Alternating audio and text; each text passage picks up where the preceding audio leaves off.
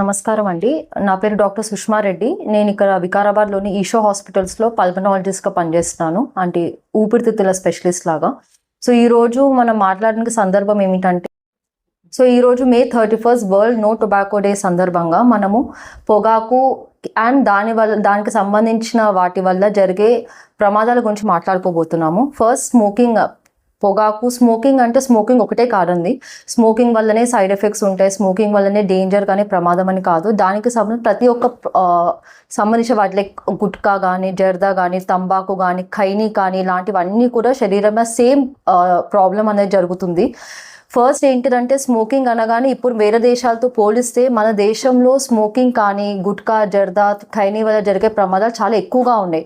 Main స్మోకింగ్తో పాటు జర్దా వల్ల నోటికి సంబంధించిన క్యాన్సర్స్ కానీ ఇవన్నీ వచ్చే ఛాన్సెస్ చాలా చాలా ఎక్కువగా ఉంటుంది. మనకు తెలియని విషయం ఏంటిదంటే, సంవత్సరంలో ప్రపంచవ్యాప్తంగా 80 లక్షల మంది చనిపోతున్నారు ఈ పొగాకు దానికి వల్ల వచ్చే జబ్బుల వల్ల జరిగే మరణాలు. అంటే రోజుకి సుమారుగా 22,000 మంది చనిపోతున్నారు ప్రపంచవ్యాప్తంగా. అండ్ అందులో అన్నిటికంటే ఫస్ట్ పొజిషన్లో ఉన్నది మన కంట్రీ ఇండియా. మన భారతదేశంలో అన్నిటికంటే హైయెస్ట్ నెంబర్ ఆఫ్ మరణాలు జరుగుతున్నాయి పొగాకు అండ్ దానివల్ల వచ్చే జబ్బుల వల్ల. మెయిన్ మీరు వినే ఉంటారు స్మోకింగ్ వల్ల ఏంటిదంటే ప్రాబ్లమ్స్. ఫస్ట్ క్యాన్సర్స్, చాలా రకాల క్యాన్సర్స్ వస్తాయి. ఊపిరితిత్తుల క్యాన్సర్ అనేది మీకు తెలుసు. అది కాకుండా నోటికి సంబంధించిన క్యాన్సర్స్ కానీ, లేకుంటే గుండెవి, యూరిన్ బ్లాడర్ కానీ, కిడ్నీ, రకరకాల క్యాన్సర్స్ వస్తాయి. దాంతోపాటు క్యాన్సర్ కాకుండా జరిగే ప్రాబ్లమ్స్ కూడా చాలా ఉంటాయి స్మోకింగ్ వల్ల. ఒకటి ఏంటంటే హార్ట్ అటాక్ కానీ, పక్షవాతం, స్ట్రోక్ ఇలాంటివి వచ్చే ఛాన్సెస్ చాలా ఎక్కువ ఉంటాయి. రెండోది ఈజీగా బొక్కల అరుగుదల, అంటే ఒక 50-60 ఏళ్ళకి జరగాల్సిన బొక్కల అరుగుదల అన్నది స్మోకింగ్ కానీ ఆర్ గుట్కా, జర్దా ఇలాంటి వాడే వాళ్ళలో 30-40 ఏళ్ళకే స్టార్ట్ అవుతుంది. సో బొక్కల అరుగుదల కానీ. అండ్ ఇప్పుడు రీసెంట్ టైంలో అన్నిటికంటే మోస్ట్ పెద్ద ప్రాబ్లం పిల్లలు లేకపోవడం. ఈ పిల్లలు లేకపోవడం అనేది కూడా మగవాళ్ళు కానీ ఆడవాళ్ళు కానీ స్మోకింగ్ చేసే వాళ్ళలో కానీ, లేకపోతే ఇప్పుడు హస్బెండ్ స్మోక్ చేస్తే ఆడవాళ్ళు ఎక్స్పోజ్ అవుతారు ఇంట్లో, భార్య కానీ పిల్లలు. వాటి వల్ల కూడా పిల్లలు కావడంలో కానీ చాలా చాలా ప్రాబ్లమ్స్ ఉన్నాయి. సో ఒక ప్రాబ్లం అంటూ కాదు, ఎన్నో ప్రాబ్లమ్స్ ఉన్నాయి. అండ్ స్మోకింగ్ అన్నది అంటే ఈజీగా అయ్యేది కాదు. అది చాలా అడిక్టివ్, ఒక స్లో పాయిజన్ మాదిరి. ఒక ఫర్ ఎగ్జాంపుల్ ఒక ఐదుగురు క్యాజువల్ ఫ్రెండ్స్ కూర్చున్నారు, ఫస్ట్ టైం స్మోకింగ్ ట్రై చేద్దాం అంటారు. ఆ first time 5 members smoking try చేస్తే దాంట్లో 3 దానికి వ్యసనం అయిపోతారు, అంటే అడిక్ట్ అయిపోతారు దానికి. అండ్ అది తెలియకుండా బాడీ అన్న నికోటిన్ అనే ఒక పదార్థం ఉంటుంది సిగరెట్లో కానీ గుట్కా, వాటి వల్ల మెయిన్ బాడీలో కానీ సైడ్ ఎఫెక్ట్. అది ఒక బ్రెయిన్ని యాక్టివ్గా చేసి దాన్ని ఒక మత్తు పదార్థం లాగా పనిచేస్తుంది నికోటిన్ అన్నది. దాని గురించి తెలియదా అంటే కాదు. ఒక 10 మందిని మనం ర్యాండమ్గా తీసుకొని స్మోకింగ్ చేసే వాళ్ళు ఇలా యూజ్ చేసే వాళ్ళలో 7 మందికి తెలుసు అది చెడు, అది నేను చెయ్యొద్దు, దానివల్ల నా బాడీకి డ్యామేజ్ అవుతుందని తెలుసు. బట్ వాళ్ళ బ్రెయిన్ అన్నది శరీరం వ్యసనం లాగా అది అలవాటు పడిపోయింది కాబట్టి వాళ్ళు కావాలనుకున్న కూడా చేయలేని పరిస్థితిలో ఉన్నాం అన్నట్టు ఇప్పుడు.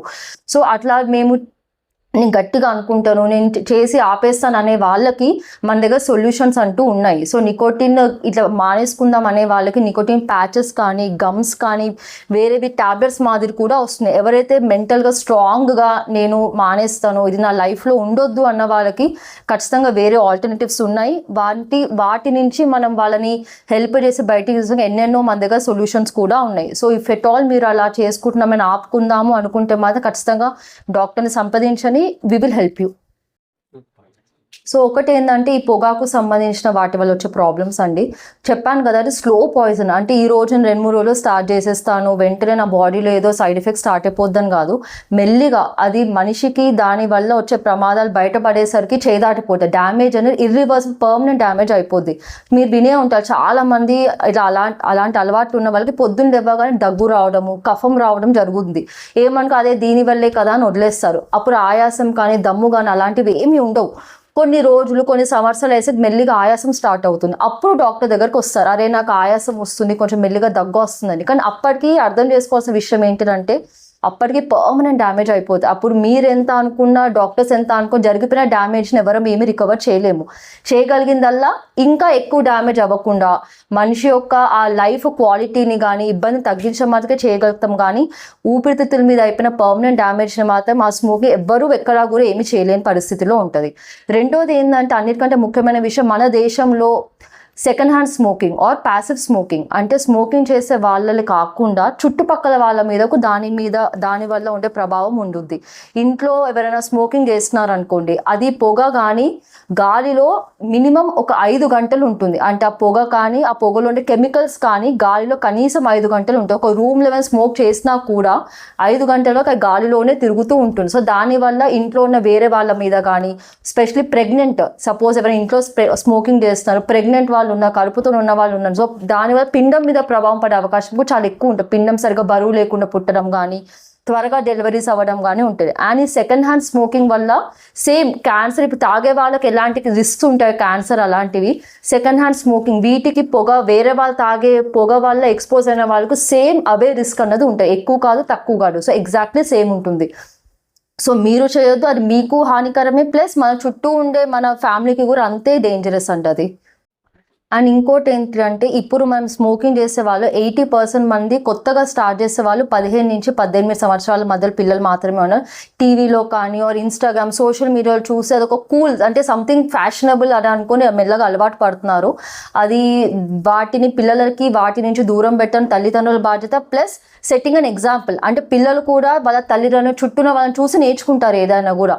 సో మీరు కూడా ఎవరికైనా అలవాటు ఉంటే స్మోకింగ్ కానీ, గుట్కా, జర్దా, ఖైనీ, పొగాకు ఇలాంటి అలవాట్లు ఉంటే మీరు మానేసుకుంటే అది మీకు మంచిది, మీ ఇంట్లో అందరికీ ఆరోగ్యానికి కూడా అంతే మంచిది. బికాస్ ఇది ఒకటి ఏంటంటే అదొక సర్కిల్ మాదిరి అన్నట్టు. ఇప్పుడు మీకు ఏమైనా ఇబ్బంది అవుతుంది, హాస్పిటల్కి వస్తారు, మందులు వాడతారు, అది పర్మనెంట్ డ్యామేజ్, మందుల వల్ల డబ్బులు వేస్ట్ అవుతుంది, ఆరోగ్యం వేస్ట్ అని ఒక సర్కిల్. ఒక్కసారి వాడినంత మన లైఫ్ లాంగ్ ఆ లూప్లోనే తిరుగుతూ ఉంటారు. ఎకనామిక్ బర్డెన్ కూడా అంతే ఉంటుంది.